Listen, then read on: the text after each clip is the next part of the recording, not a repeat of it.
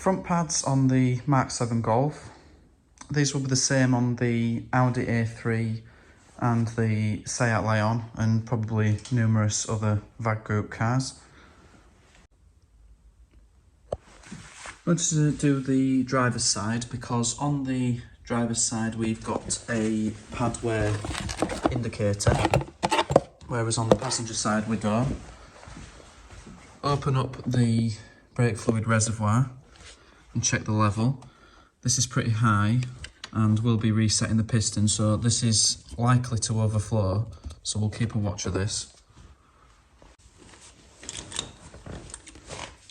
So to remove the caliper, we've got these slide bolts here with 13mm bolts at the end.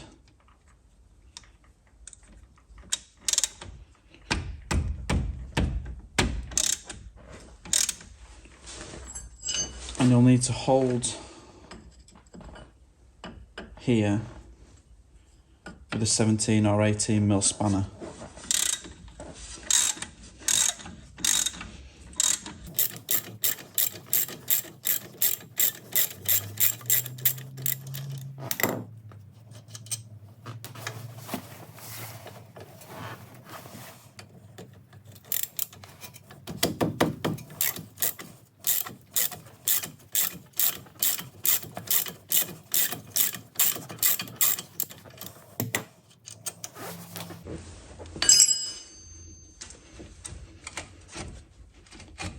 The disc, the inner pad isn't inserted into the piston, so the caliper comes off very easily, and for the time being we can just hang that out of the way on the suspension strut.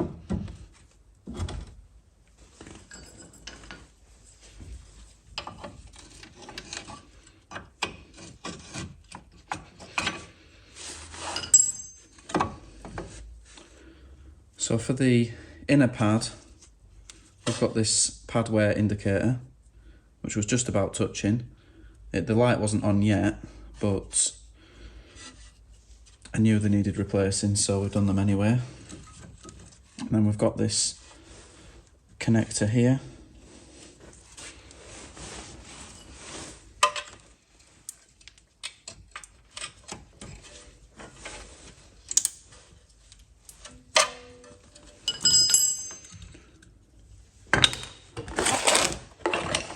The new pad comes complete with a new connector and also new bolts for the slide pins. On this style of brake assembly, I like to pull these slide pins out just to check the condition and apply some new grease.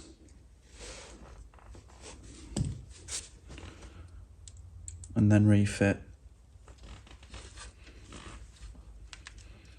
And I like to make sure that the rubbers are loose at both sides, so there's plenty of lubrication,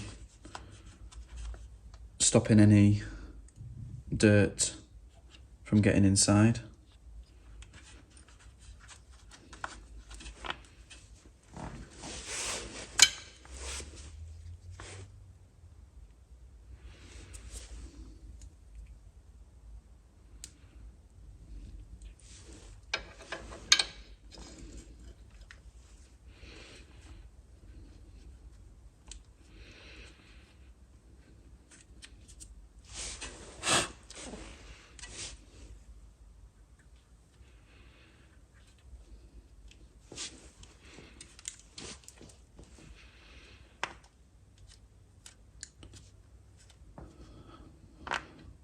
Taking these extra steps will pay off in the long run, because later on in life these commonly get water ingress and rust, and they do seize up, which will obviously cause problems with the brakes.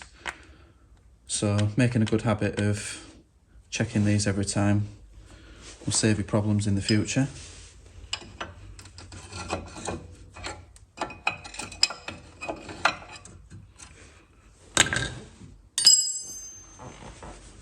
Now I'm not replacing the discs today as they're in good enough condition. If we were to be replacing the discs, we'd need to remove the caliper carrier completely, and that's these two bolts here. And then with those bolts removed, we've just got a Torx screw on the disc, which looks like a T25. If you aren't replacing the discs, then just be sure to knock off any excess rust from the outside of the disc.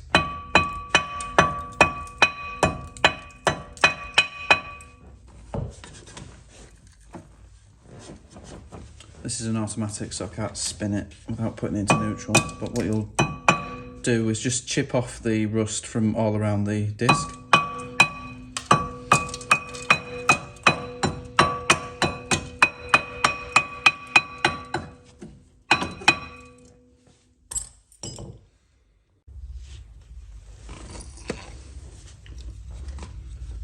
Clean up the caliper.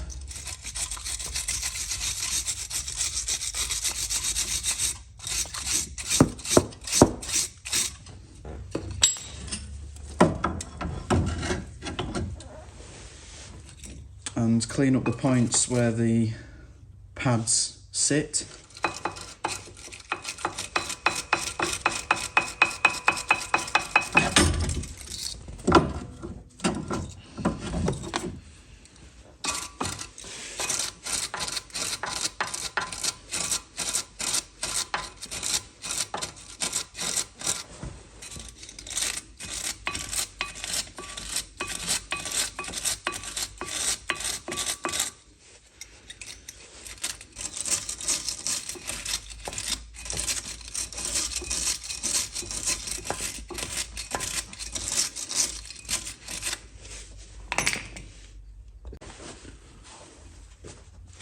Apply copper grease to any contact points that the pads make with anything.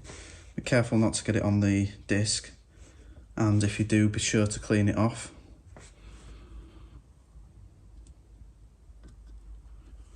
Now you can apply the copper grease to the pad or to the caliper carrier, completely up to you.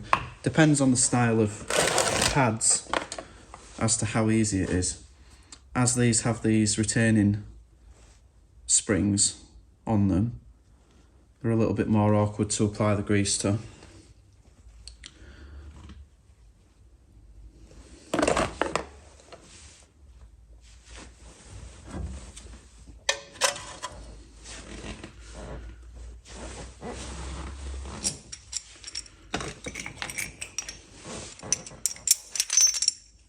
Now I need to reset the piston,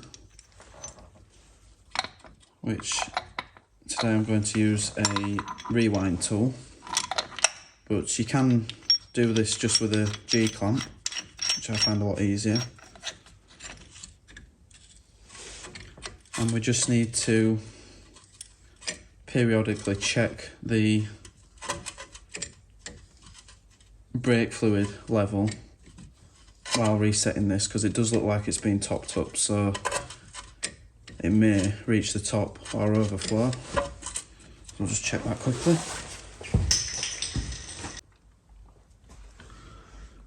So on this occasion we have caught it before it leaks out. Now you'll need a syringe or some way of getting it out. If you haven't got a syringe, then your only choice will be to use a rag. It's very rare that this happens, but the reason for it is people see that the brake fluid is low, and rather than replacing the brakes, they'll top up the fluid. But obviously that means that there is too much fluid in the system when it comes to replacing the brakes. Now don't remove too much, because the fluid level will go down once the brake pedal has been pressed and the fluid has been put back into the system, but that should just about be enough to finish resetting the piston.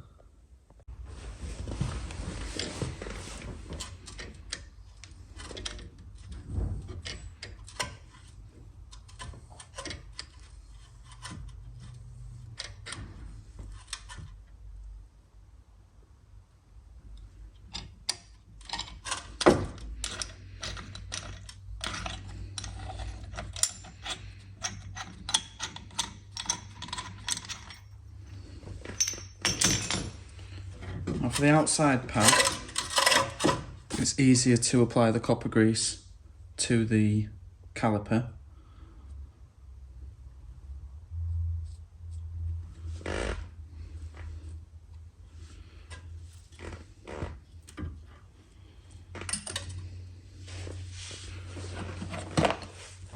But for the inside pad, it's much easier to apply it to the pad.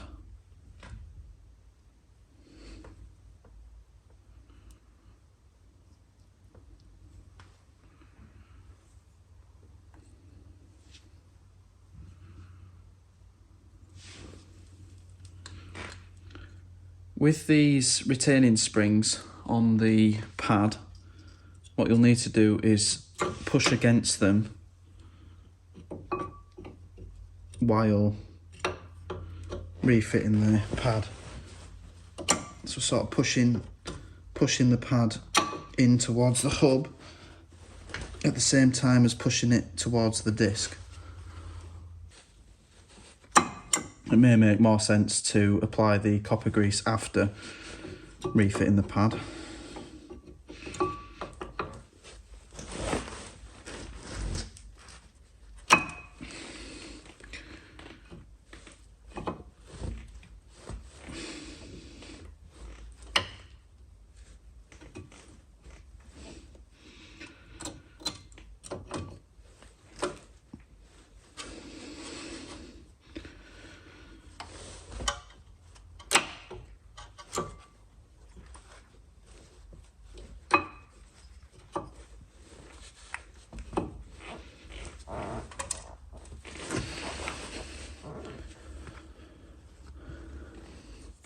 And of course, don't forget to plug the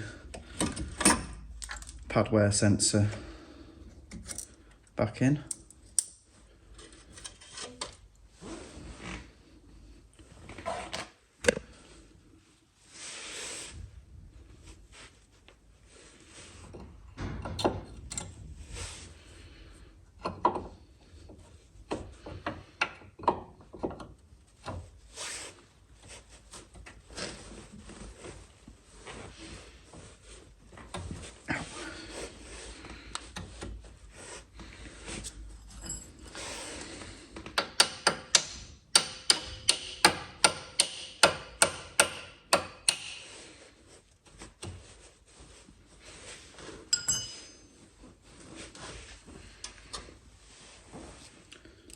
I'm taking care that the hose hasn't been twisted. Can now place the caliper over the new pads and fit the new bolts.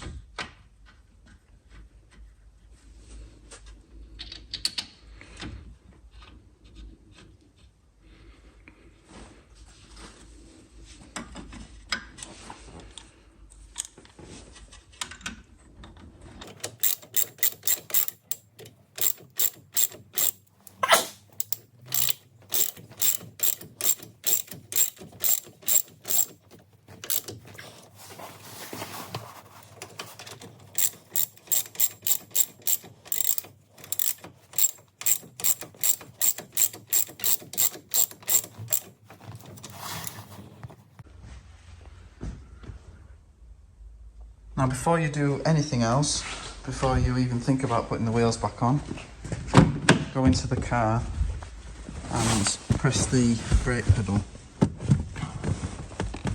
Now this is because the piston will be too far back to apply the brakes initially, and if you forget to do this and drive out of the workshop after replacing the brakes, you won't have any. But now we've pressed the brakes, the pads are touching the discs. We'll only need to remove a tiny bit of fluid from the reservoir to have it at the max level. And otherwise, that's job complete.